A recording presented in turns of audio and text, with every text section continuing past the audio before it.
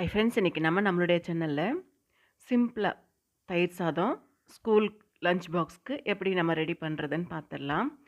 நம்மளுடைய சேனலில் சப்ஸ்கிரைப் பண்ணாமல் பார்க்குறவங்க சப்ஸ்கிரைப் பண்ணிவிட்டு பாருங்கள். நான் சாதம் வடிச்சிட்டு அதை வேறு ஒரு பவுலில் மாற்றிக்கிறேன்.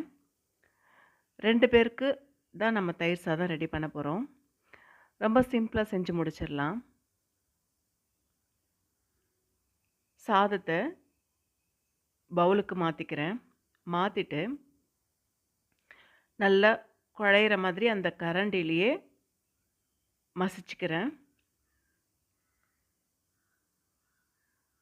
கொஞ்சம் சால்ட் கொஞ்சம் சேர்த்துக்கிறேன்.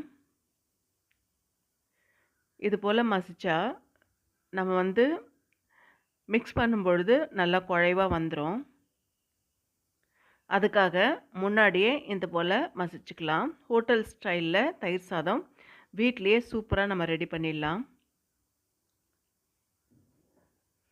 எல்லாருமே கேட்டு விரும்பி சாப்பிடுவாங்க. இது போல் நம்ம செஞ்சிட்டோன்னா மசிச்சதுக்கப்புறம் ஒரு பேனில் ஆயில் விட்டுக்கலாம்.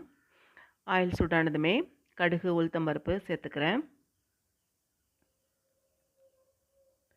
சீரகம் கூட சேர்த்துக்கலாம்.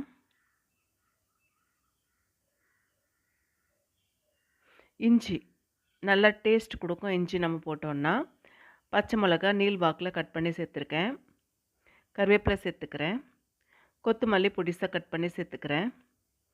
இப்போ இதை நம்ம ஏற்கனவே மசிஞ்சு வச்சுருக்கோம் இல்லையா சாதம், அந்த பவுலில் இதை ஊற்றிக்கலாம். ஊற்றிட்டு 1 கப் அளவுக்கு பால், 1/2 கப் அளவுக்கு தயிர், இது போல் நம்ம செஞ்சோன்னா புளிப்பும் கம்மியாக இருக்கும், நல்லா குழஞ்சி நல்லாயிருக்கும் தயிர் சாதம் சாப்பிட்றதுக்கு.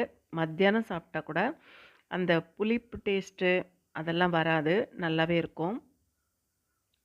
இப்போ இதை நல்லா மிக்ஸ் பண்ணிக்கலாம்.